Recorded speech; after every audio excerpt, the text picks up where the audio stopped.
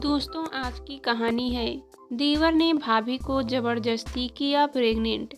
कहानी पसंद आए तो वीडियो को लाइक और सब्सक्राइब जरूर करना। समय कभी रुकता नहीं है।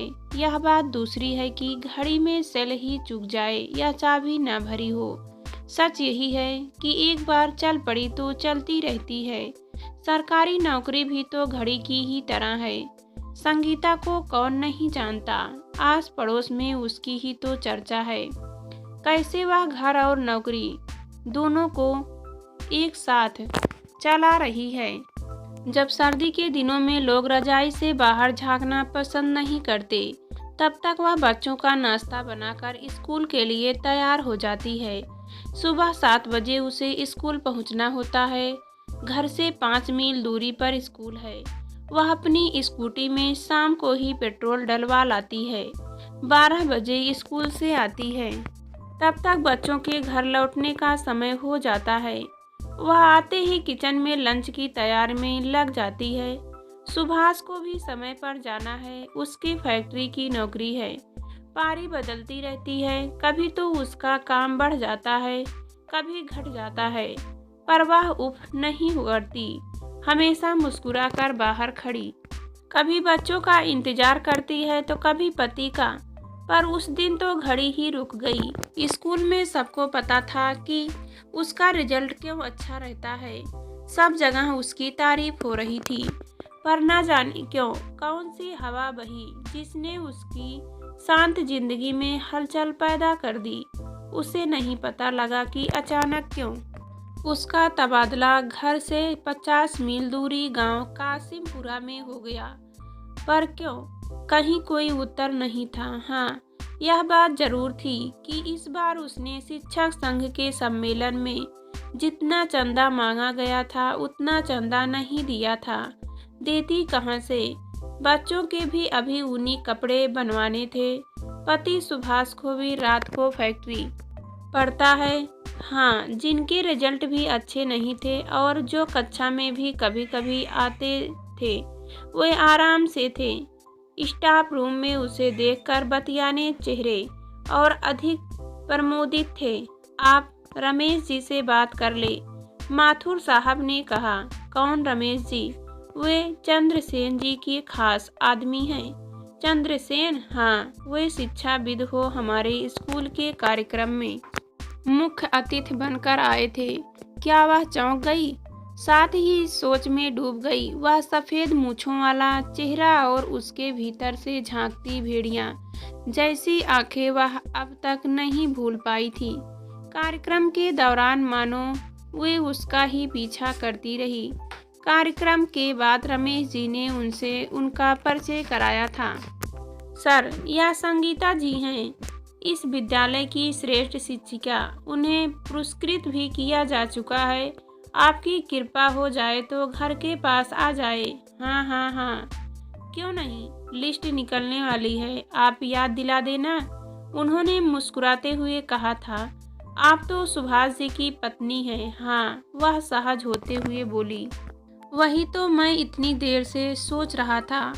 हम और सुभाष जी एक ही गली में रहते थे। मैं तो अभी तक वहीं हूँ, पर उनका मकान बदल गया है। वे नए जमाने के आदमी हैं, नए शहर में चले गए हैं। तो तबादला इसी चंद्रसेन ने कराया है। वह बड़बड़ाई। रात को सुभाष ने जब यह सुना तो घबरा गया। इस रमेश ने यह कहाँ से दुश्मनी निकाली है? उसी ने तबादला करा दिया है मुझसे। 10,000 रुपये मांग रहा था। मैंने मना कर दिया। बोला, चंद्रसेन जी ने कहलाया है। वे पालीवाल जी के खास आदमी हैं। पालीवाल जी ने शिक्षा का काम उन्हीं को सौंप रखा है। पालीवाल जी मंत्री हैं, उनके पास इतना समय कहाँ है जो लिस्ट चंद्रसेन बना देते हैं। वे उसे फाइनल करा कर आगे भेज देते हैं। उनका कहाँ आज तक रुका नहीं है। चंद्रसेन हमारे मोहल्ले में खेल प्रशिक्षक लगा था। आज वह पेंशनर बन के शिक्षाविद हो गए हैं। इन शिक्षा विभागों वालों की भी बुद्धि फूट गई है, जो उसे सिर पर बिठाए फिरते हैं। तो क्या करें, जहाँ पालीवाल जी जैसे मंत्री होंगे वहाँ ऐसे ही छुट भये होंगे। अब भगत सिंह आज़ाद तो पैदा होने वाले नहीं, तो तुम जाओ वहीं गांव में जाकर रहो। वह हंसते हुए बोला, और तुम मेरा क्या है, ये तो नौकरी करो या छोड़ो, ख्याल नौकरी का नहीं है, बच्चों की पढ़ाई का है, वही तो मैं सोच रहा हूँ। वह बोला, हाँ रमेश का ही फोन था। वह मोबाइल पर कह रहा था, चंद्रसेन जी ने याद किया है, जाकर मिल लो, हो सकता है तुम्हारा तबादला रुक जाए। अभी तुम्हारी पोस्ट पर हंसा त्यागी आई है, उसने 50,000 रुपये खर्च किए। वह तो तुम्हारी पुरानी जान पहचान है, बात संभल सकती है। हाँ, सुभाष को मत बताना, उसकी पुरानी दुश्मनी है। क्या? हाँ, पर मुझे तो बताया नहीं। अच्छा किया नहीं बताया, उसने मोबाइल बंद कर दिया था। संगीता आवक थी, वह मुझसे क्या चाहता है? जब 50,000 में हंसा त्यागी को यहाँ लगाया है, तब वह इससे ज़्यादा कहाँ से देगी? वह तो 10,000 रुपये भी नहीं दे पाई थी। कह रहा था, सुभाष को मत बताना। क्यों? घर आई तो रो उठी। क्या ज़माना आया है, पढ़ना कठिन है। एमए किया, बीएड की कोचिंग की, फिर बीएड किया, फिर लोक सेवा आयोग, कठिनाई से नौकरी मिली है, फिर हर साल तबादले का डर, कहीं कोई देखने वाला नहीं है। माँ भी शिक्षिका थी, याद है, वे पूरी उम्र उसी स्कूल में ही रही थी, तब तबादले अच्छा रिजल्ट नहीं आने पर होते थे। पर अब पढ़ने पढ़ाने में नेताओं की रुचि नहीं है, वे न पढ़े लिखे हैं, न पढ़ाने वालों को चाहते हैं। कैसे वह चंद्रसेन शिक्षक संघ की बैठक में बतिया रहा था, इस बार महिलाओं को देखकर अपनी मूंछों पर बल लगा रहा था, और शिक्षा अधिकारी उसके सामने भीगी बिल्ली बने बैठे थे। उसी ने भाषण दिया था, शिक्षा में सुधार होना चाहिए, विद्यार्थी देश के निर्माता हैं। तब सामने बैठे लोग उसकी हर बात पर तालियां बजा रहे थे। पर क्यों? छोटे बच्चों की पढ़ाई न होती तो वह कभी की कासिमपुरा चली जाती। एक तो पब्लिक स्कूल की फीस, फिर दाखिला भी बहुत मुश्किल से मिला था।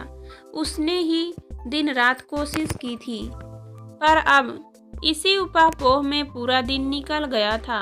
शाम को ही रमेश का फोन आया था, भाई साहब ने अभी तो हंसा त्यागी को रोक लिया है, तुम जाकर बात तो कर आओ, फिर मत कहना मैंने कोई मदद नहीं की। रात भर वह सो नहीं पाई। सुभाष ने भी कहा, तुम इतना टेंशन मत लो, बीमार हो गई तो फिर सबका क्या होगा, देखता हूँ, मैं कहीं से रुपयों का जुगाड़ करता हूँ, दे आऊँगा। वह चुप रही। जब व्यवस्था में घुन लग गया है, तब दरवाजे की चौखट कैसे बच पाएगी। सुबह वह उठी, बच्चों को स्कूल भेजा, खाना बनाया, निश्चिंत हुई। सुभाष की रात की पारी से आकर सो गया था। वह तैयार हुई। आज उसने अपने चेहरे को आईने में देखा। सुंदर सी चंदेरी की लाल साड़ी निकालकर पहनी, चेहरे पर हल्का मेकअप किया, फिर आईने में अपने आप को देखा और फर्श उठाया। सुभाष के कमरे में गई। वह अभी भी गहरी नींद में था। उसने उसे जगाना उचित नहीं समझा। दरवाजा बंद कर बाहर निकल गई। बाहर लीलाबाई काम कर रही थी। आज स्कूल नहीं गई भाभी? वह बोली, नहीं, आज यही काम है, तुम घर का ध्यान रखना, साहब तो सो रहे हैं। वह बोली। श्यामपुरा की सड़कों से वह परिचित थी, शादी होकर यही तो आई थी। सुभाष के पिता डाक बंगले में प्रभावी थे। यही नाजिम साहब की हवेली के पास उनका घर था। तब उसने पहली बार चंद्रसेन को देखा था। वह सुभाष के साथ कभी कभी घर आया करता था। सुभाष ने ही बताया था कि वह किसी स्कूल में शिक्षक है। वह सुभाष के साथ ही स्कूल में पढ़ा था।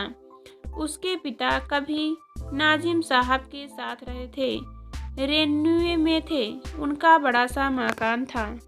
जब वह श्यामपुरा की गली में पहुंची तो सामने बैठा पनवाड़ी उसे देख चौंक गया। भाभी जी, आप? हाँ, आप तो बरसों बाद इधर आई हैं। हाँ, यहाँ कहाँ जाना है, बस जरा काम है। वह उसके पीछा छुड़ाते हुए बोली। नीम के नीचे वह रुकी, फिर आगे बढ़कर उसने हवेली की तरफ बड़े दरवाजे के पास यहाँ चंद्रसेन की तख्ती लगी थी, घंटी बजाई, थोड़ी देर प्रतीक्षा की, पर कोई आहट नहीं थी। तब दूसरी बार घंटी बजाई, ऊपर बालकनी से कोई झांका, वह चंद्रसेन ही था। आ जाओ, ऊपर आ जाओ, दरवाजा खुला है। उसकी आंखें चौधिया गई थी, चेहरे पर कुटिल मुस्कुराहट आ गई थी। वह अपनी डाई की गई मूंछों पर ताव दे रहा था। ऊपर और कोई नहीं था। चंद्रसेन की पत्नी का पहला ही देहांत हो चुका था। एक बार तो वह झिझकी, फिर होठों को दांते से इतनी जोर से दबा दिया कि खून छलक आया था। जीने में चढ़ती हुई वह मानो नीम बेहोशी में चली जा रही हो। सीढ़ियां उसे जलती हुई धधकी अंगारों की सिंगड़ी सी लग रही थी, पर वह शांत थी। आ ओ, एक खनकती आवाज ने उसका स्वागत किया। आपने मुझे याद किया, वह शांत स्वर में बोली थी। हाँ, आप तो हमारी भाभी हैं। देवर और भाभी का बहुत पुराना रिश्ता होता है, वह बोला। संगीता चुप ही रही। बैठो, उसने इशारा किया।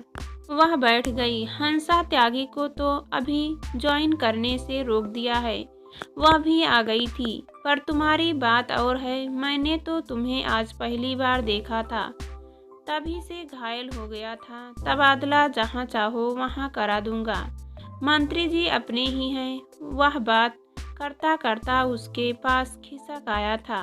उसने हाथ को हल्की गोलाई में घुमाया। अब उसका हाथ उसके वक्ष तक खिसक आया था, पर वह शांत थी। वह अचानक उठ खड़ा हुआ और झटके से दीवान की तरफ उसे खींचा। वह खींचती चली गई।